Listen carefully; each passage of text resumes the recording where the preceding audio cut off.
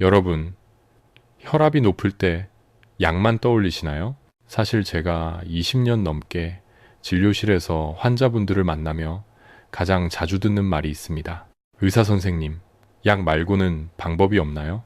놀랍게도 많은 분들이 매일 먹고 있는 음식 때문에 혈압이 올라가고 또 반대로 아주 평범한 음식 때문에 혈압이 훨씬 안정되는 경우도 적지 않습니다. 문제는 그 사실을 대부분 모르고 그냥 지나친다는 점입니다. 세계보건기구 통계에 따르면 고혈압 환자의 절반 이상이 본인의 혈압 상태를 제대로 관리하지 못하고 있습니다. 특히 중년 이후에는 증상이 거의 없어서 더 위험해집니다.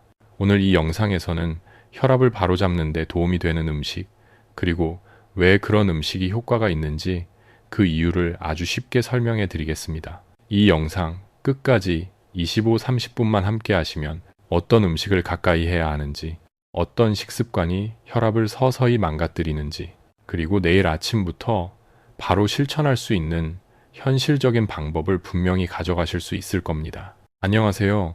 저는 내과 전문의이자 심장, 혈관 질환을 주로 진료해온 의사입니다. 20년 동안 고혈압, 동맥경화, 노인성, 만성질환 환자분들을 꾸준히 치료해 왔습니다. 오늘 영상에서 드리는 모든 내용은 진료실에서 실제로 환자분들께 설명드리는 방식 그대로 최대한 쉽고 안전하게 전달해 드리기 위한 것입니다. 다만 이 영상은 교육 목적의 정보이며 현재 치료 중이신 약물이나 진단을 대신할 수는 없습니다. 개인 상태에 따라 반드시 담당 주치의와 상의하셔야 한다는 점, 이 부분은 꼭 기억해 주시기 바랍니다. 혈압이라는 말을 너무 자주 듣다 보니 오히려 정확히 무엇인지 헷갈리는 분들이 많습니다. 아주 간단하게 설명해 보겠습니다. 혈압이란 심장이 피를 짜내서 혈관으로 보낼 때 혈관 벽에 가해지는 압력입니다. 즉, 심장, 혈관, 그리고 그 피의 양과 상태가 모두 함께 영향을 줍니다. 먼저 심장입니다. 심장은 펌프처럼 피를 온몸으로 보내는데 이때 심장이 너무 세게 혹은 너무 자주 뛰면 혈압이 올라갑니다. 다음은 혈관입니다. 젊을 때의 혈관은 고무 호스처럼 탄력이 좋습니다. 피가 지나가도 잘 늘어났다 줄어들죠. 하지만 나이가 들수록 혈관은 점점 딱딱해집니다. 이 상태에서 같은 양의 피가 지나가면 압력이 더 높아질 수밖에 없습니다. 여기에 신장이 관여합니다. 신장은 우리 몸의 소금과 수분을 조절하는 장기입니다. 짜게 먹거나 수분 균형이 깨지면 신장은 몸에 물과 나트륨을 붙잡아 두게 되고 그 결과 혈액량이 늘어나 혈압이 오르게 됩니다. 마지막으로 신경계입니다. 스트레스, 수면 부족, 불안은 교감신경을 자극해 혈관을 수축시키고 심장을 빠르게 만듭니다. 그래서 스트레스를 받으면 혈압이 오른다는 말은 과학적으로도 정확한 이야기입니다. 그렇다면 왜 중년과 노년기에 혈압 문제가 더 흔해질까요? 첫째, 혈관의 탄력이 자연스럽게 감소합니다. 둘째, 활동량은 줄고 근육량이 감소합니다. 셋째, 오랜 식습관이 누적되면서 나트륨 섭취, 내장지방, 인슐린 저항성이 함께 증가합니다. 진료실에서 흔히 보는 오해도 있습니다. 머리가 안 아프면 혈압은 괜찮다. 어지럽지 않으면 문제 없다. 약만 먹으면 생활은 그대로 해도 된다. 이 세 가지는 모두 위험한 생각입니다. 고혈압은 대부분 조용히 진행되고 증상이 나타날 때는 이미 심장, 뇌, 신장이 상당한 부담을 받고 있는 경우가 많습니다. 그래서 혈압 관리에서 가장 중요한 것은 약과 함께 생활 습관, 특히 음식입니다.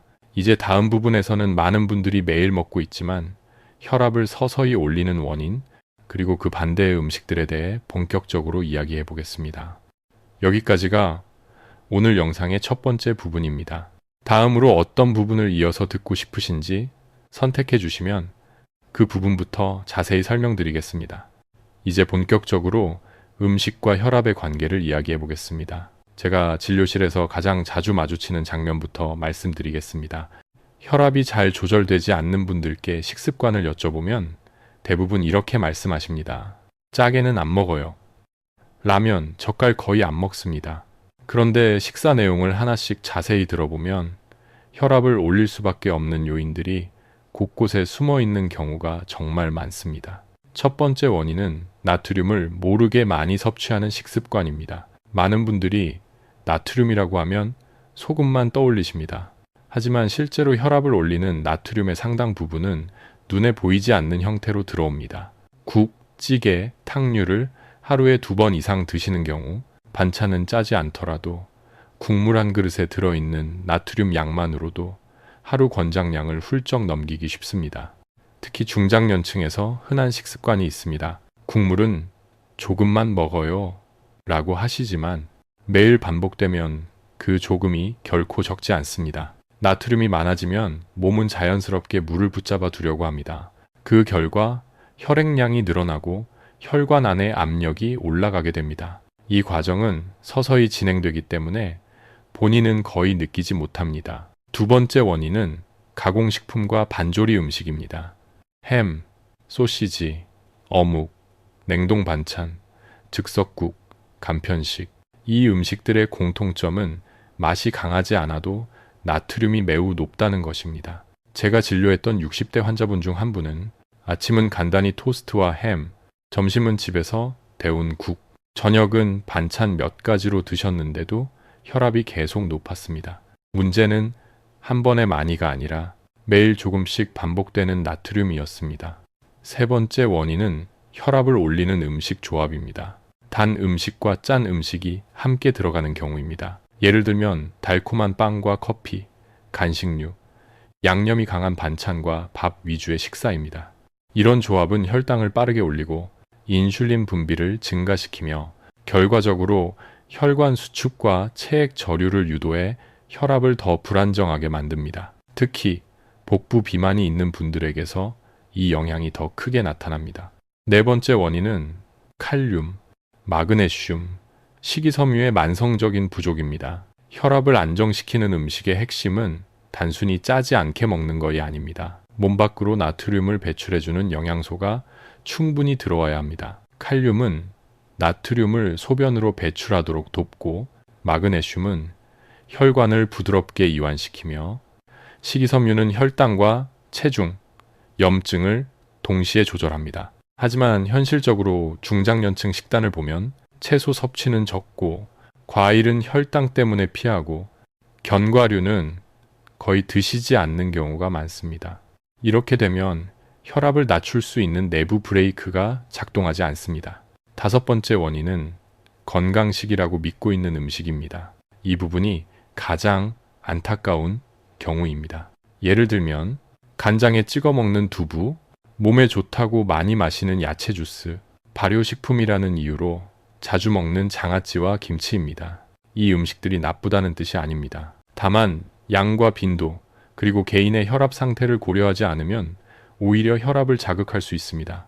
특히 아침 공복에 짠 반찬이나 농축 주스를 드시는 경우 혈압이 갑자기 튀는 패턴을 보이는 분들도 적지 않습니다. 정리해보면 혈압이 잘 잡히지 않는 이유는 특별히 잘못된 한 가지 음식 때문이 아니라 매일 반복되는 식습관의 누적 때문인 경우가 대부분입니다. 그렇다면 반대로 혈압을 빠르게 안정시키는데 실제로 도움이 되는 음식과 식사법은 무엇일까요?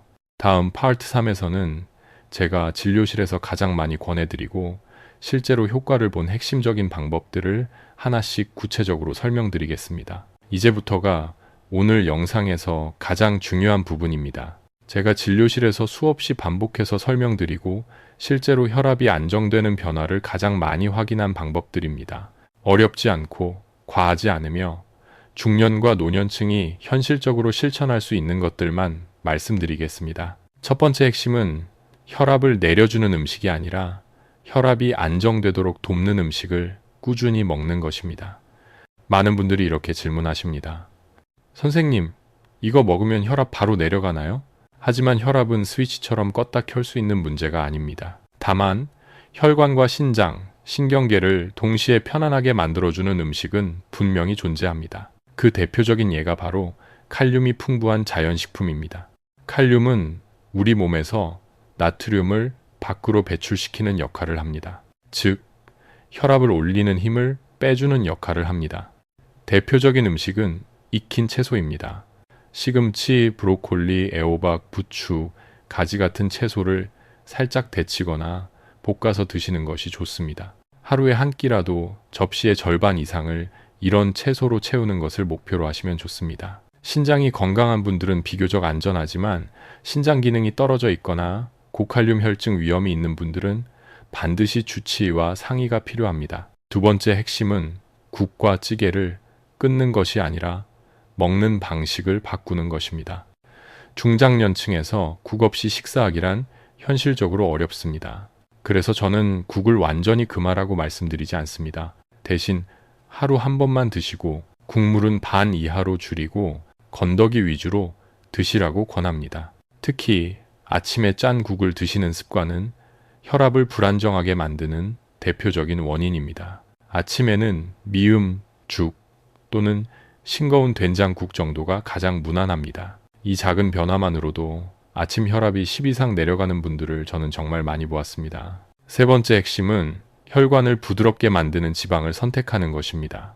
지방은 무조건 나쁜 것이 아닙니다. 문제는 어떤 지방을 어떤 형태로 먹느냐입니다.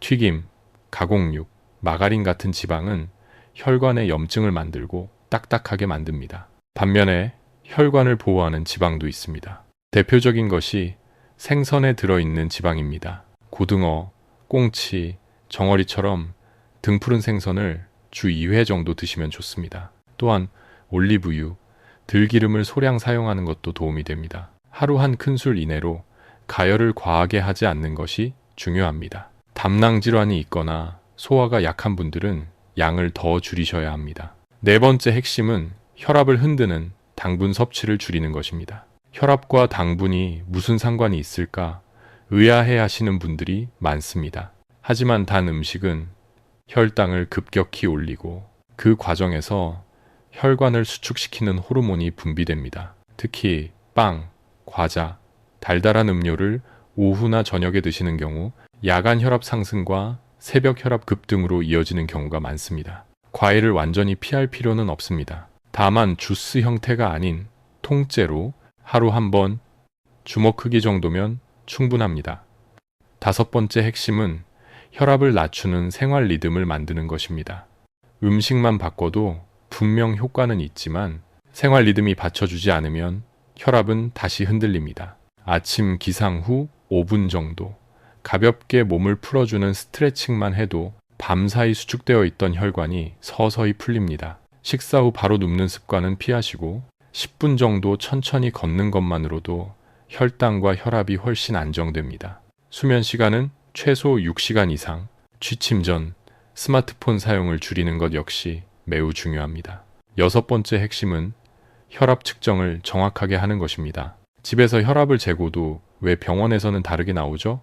라고 묻는 분들이 많습니다. 이유는 측정 방법 때문인 경우가 대부분입니다. 혈압은 앉아서 5분 이상 안정을 취한 뒤 등받이에 기대고 팔은 심장 높이에 맞춰서 측정해야 합니다. 아침 기상 후 1시간 이내, 저녁 취침 전 하루 2번 정도가 가장 기본적인 측정 방법입니다. 이렇게 측정한 혈압을 기록해두면 약 조절이나 생활 습관 평가에 큰 도움이 됩니다. 여기까지가 혈압을 안정시키는 가장 핵심적인 해결책입니다. 다음 파트 4에서는 이 내용을 바탕으로 중년과 노년층이 바로 따라할 수 있는 7일 또는 30일 실천 계획을 구체적으로 정리해 드리겠습니다. 이제 지금까지 말씀드린 내용을 어떻게 일상에 적용할 수 있을지 정리해 보겠습니다. 복잡한 계획은 오래 가지 않습니다. 그래서 저는 진료실에서도 딱 이것만 지켜봅시다 라는 방식으로 안내 드립니다. 이 7일 계획은 혈압을 급격히 바꾸려는 목적이 아니라 혈압이 흔들리지 않도록 기본을 잡는 과정이라고 생각하시면 됩니다. 아침부터 살펴보겠습니다. 아침에 일어나자마자 혈압을 재기 전에 침대 옆이나 거실에서 5분 정도 가볍게 몸을 풀어줍니다. 목과 어깨를 천천히 돌리고 종아리를 가볍게 풀어주는 정도면 충분합니다. 그 다음 앉아서 5분 이상 안정한 후 혈압을 측정합니다. 이때 수치는 판단용이 아니라 기록용입니다. 높다, 낮다에 너무 의미를 두지 마시고 흐름을 보는 것이 중요합니다. 아침 식사는 최대한 자극 없이 시작합니다. 짠국, 젓갈, 가공 반찬은 피하시고 밥 양은 평소의 70% 정도로 줄입니다. 가능하다면 데친 채소나 나물 한 가지, 계란이나 두부처럼 단백질이 적당히 들어간 반찬이 좋습니다. 국이 필요하다면 아주 싱거운 국으로 소량만 드시길 권합니다. 점심은 하루 중 가장 자유로운 식사로 생각하셔도 됩니다. 다만 국물은 절반만 튀김보다는 구이나 조림 위주로 선택합니다. 식사 후 바로 앉거나 눕지 말고 5, 10분만 천천히 걸어 보십시오. 이 짧은 시간이 혈압과 혈당 안정에 큰 차이를 만듭니다. 저녁은 양을 줄이는 것이 핵심입니다. 특히 저녁에 짠 음식, 단 음식이 겹치면 밤사이 혈압이 올라가기 쉽습니다. 밥은 소량, 채소와 단백질 위주로, 국은 가능하면 피하거나 아주 조금만 드십시오. 약을 드시는 분들은 반드시 처방받은 시간과 용법을 지키시고 임의로 줄이거나 중단하지 마셔야 합니다. 취침 전에는 혈압을 한 번 더 측정합니다. 하루를 마무리하는 지표로 생각하시면 됩니다. 이 7일 동안 꼭 기억하셔야 할 한 가지는 완벽하게 하려 하지 말라는 것입니다. 하루 이틀 흐트러져도 괜찮습니다. 중요한 것은 다시 돌아오는 습관입니다.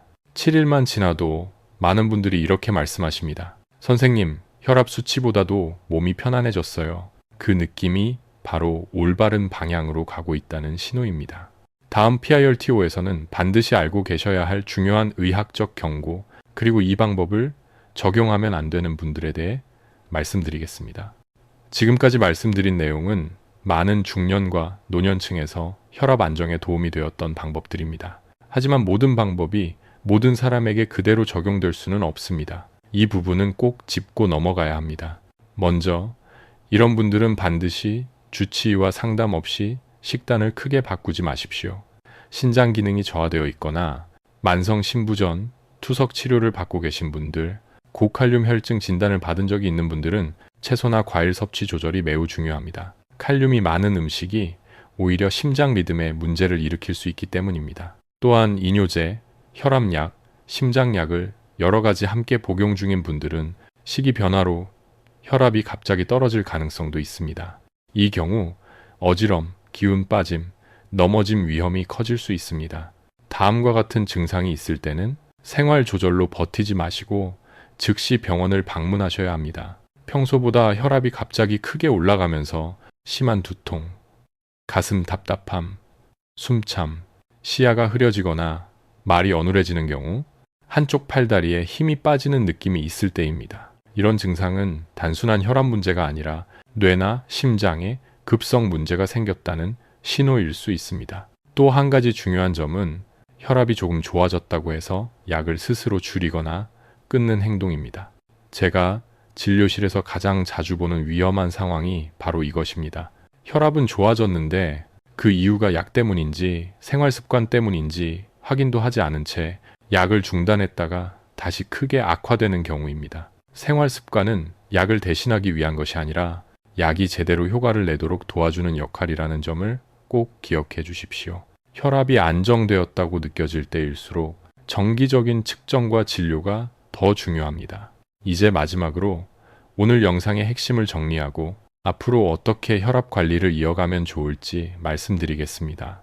오늘 영상이 길었지만 꼭 기억하셔야 할 핵심은 딱 3가지입니다. 첫째, 혈압은 갑자기 생기지 않고 갑자기 좋아지지도 않습니다. 매일의 식사와 생활이 쌓여서 지금의 혈압을 만들고 있다는 점을 기억하셔야 합니다.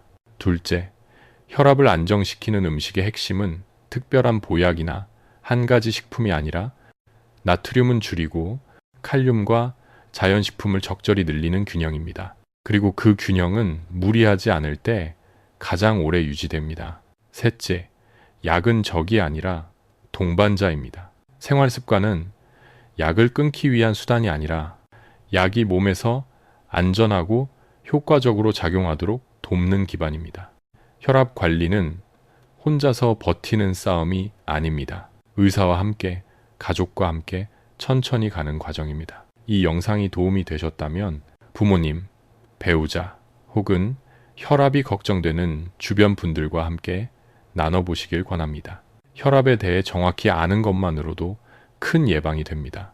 댓글로 궁금한 주제나 다음에 듣고 싶은 혈압 관련 이야기를 남겨주시면 다음 영상에서 내과 전문의의 시선으로 차분히 설명드리겠습니다. 지금까지 시청해주셔서 감사합니다. 여러분의 오늘 혈압이 어제보다 조금 더 안정되기를 진심으로 바랍니다.